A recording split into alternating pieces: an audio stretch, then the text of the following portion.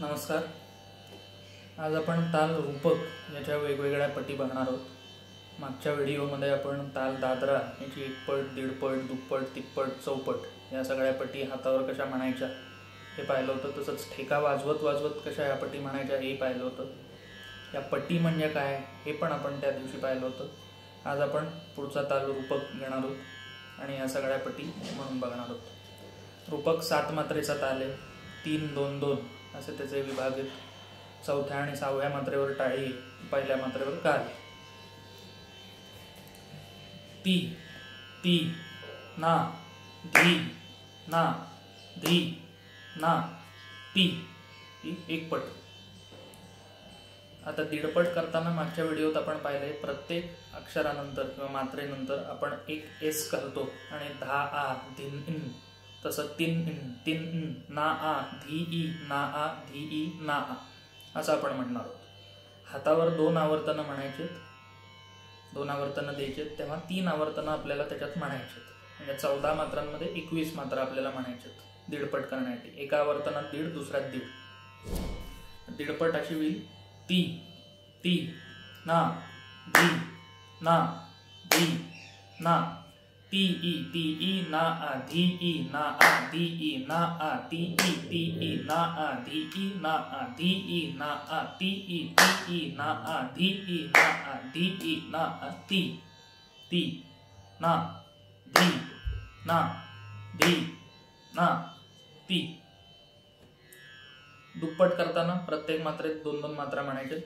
ती, ती, ना, धी, ना, धी, ना, ती, ती, ना, धी, ना, धी, ना, ती, ती, ना, धी, ना, धी, ना, ती, ती, ना, धी, ना, धी, ना, ती.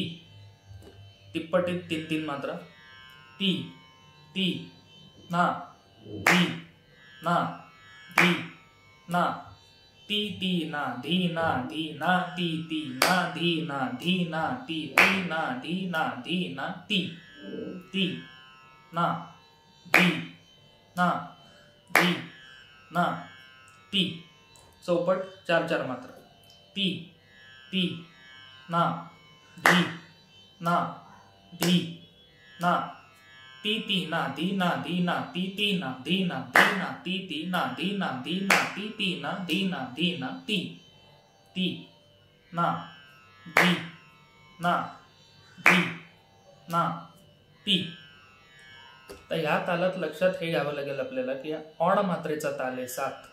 त्यामुळे याची दुप्पट, तिप्पट, चौपट कुठलीही पट जरी आपण या तिन्हीपैकी दीडपट केली तरी प्रत्येक मात्रे म्हणजे प्रत्येक विषम मात्रेवर किंवा ऑड ठिकाणी किंवा अर्ध मात्रेवर, खरं म्हणायचं तर अर्ध मात्रेवर आपले ताल संपणार. दुप्पट केली तर 3.5-3.5 होतील, चौपट केली 2.5-2.5 असं होतील. त्यामुळे एक्झॅक्ट तुम्हाला बीटवर तुमचा ताल परत सुरू होणार नाही. त्यामुळे हा म्हणायला सुरुवातीला अवघड जाऊ शकतो.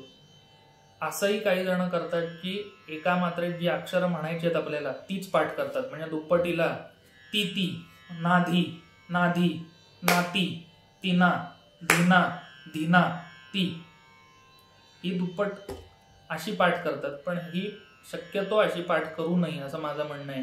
कारण प्रॉब्लेम हा येतो की एक तर हे तुटक वाटतं, त्यामुळे हे सलग म्हणल्यासारखं वाटत नाही. दुसरी गोष्ट, एखादं जरी अक्षर पुढे मागे म्हणताना चुकलं तरी अख्खी पट चुकते.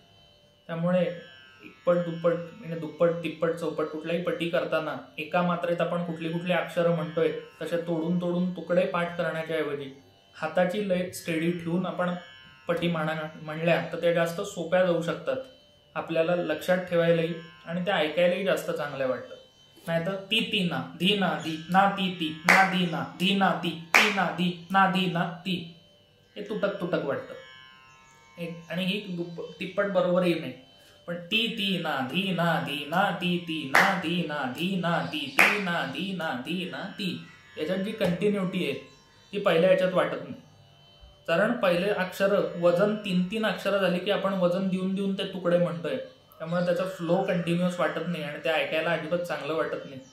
त्यामुळे एकाच लयीत नीट ताल म्हणता आला पाहिजे. आणि तुकडे करून पाठ करणं आणि अवघड जातं असं मला वाटतं. त्यापेक्षा ताल तुम्हाला पाठ आहे तोच फक्त 3 वेळा 4 वेळा तुम्हाला 2 वेळा एका पाठोपाठ एक म्हणणं जास्त सोपं आहे. हाताची लय जर तुमची पक्की झाली तर कुठलीही पट म्हणणं सोपं आहे. आता आपण मागच्या वेळेला जसं पाहिलं तसं पट ही पहिले एकपटीवर अवलंबून आहे. त्यामुळे आत्ताही सगळ्या पटी म्हणताना आधी मी एकपट म्हणली आणि नंतर त्याला जोडून उरलेल्या पटी म्हणली. तर आपण असंच करू, ताल याच्यावर लावू आणि त्याप्रमाणे सगळ्या पटी एका पाठोपाठ एक म्हणून बघूया.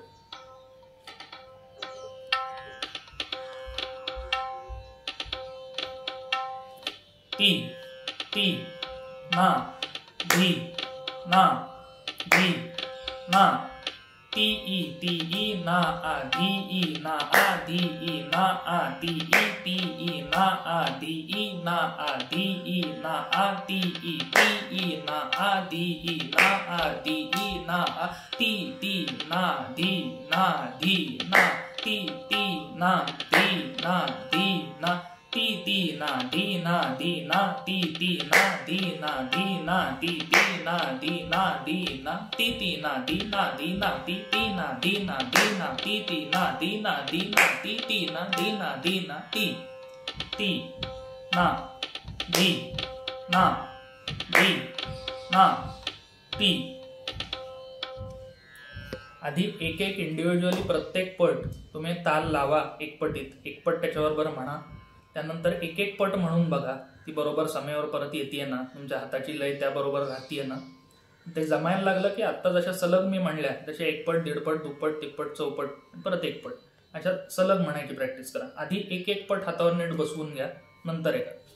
आता हे झाल्यावर पुढचा पार्ट ठेका धरून येत सगळं म्हणणं.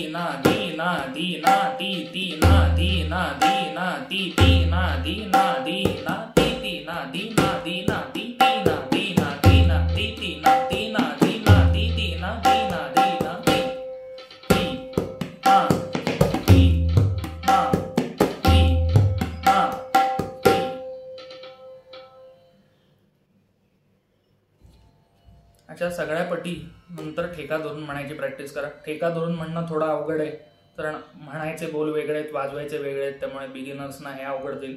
पण हातावर म्हणायला तर आधी सुरुवात करा. हाताची लय पक्की करा. हातावर म्हणणं हे त्यात मनाने ठेका वाजवण्यापेक्षा बऱ्यापैकी सोपं आहे. हातावर बसवा. तुम्हाला त्यातून काही आढळलं तर नक्की कॉमेंट्समध्ये मला विचारा. हा व्हिडिओ लाईक करा, शेअर करा, सबस्क्राईब करा माझ्या चॅनलला. मागचा जो दादऱ्याचा व्हिडिओ आहे त्याची डिस्क्रिप्शनमध्ये मी लिंक पण देईन. ह्या चॅनलवर जसे माझे व्हिडिओ आहेत ट्युटोरियल्सचे आत्ता सुरू केलेले, त्याच्यामध्ये आपण तिहाई करायचा पण एक व्हिडिओ आपण पाहिलाय मागच्या वेळेला, त्याची लिंक मी डिस्क्रिप्शनमध्ये देईन. की इव्हन नंबरच्या तालांमधल्या तिहाया कशा करायच्या हे आपण पाहिले. तर पुढच्या व्हिडिओमध्ये आपण ऑड नंबरचे तालही बघणार आहोत. ह्या चॅनलवर तुम्हाला असेच इन्फॉर्मेटिव्ह व्हिडिओज मिळतील. त्याचबरोबर माझ्या सोलोचे व्हिडिओ पण आहेत, वेगवेगळे तुकडे रचना वाजवल्यात त्यांचे व्हिडिओ आहेत. तसंच माझ्याकडे शिकणाऱ्या मुलांचे पण व्हिडिओ आपण या चॅनलवर अपलोड करतो, तेही बघा. त्यांनाही भरपूर त्यांचं कौतुक करा, आशीर्वाद द्या. धन्यवाद.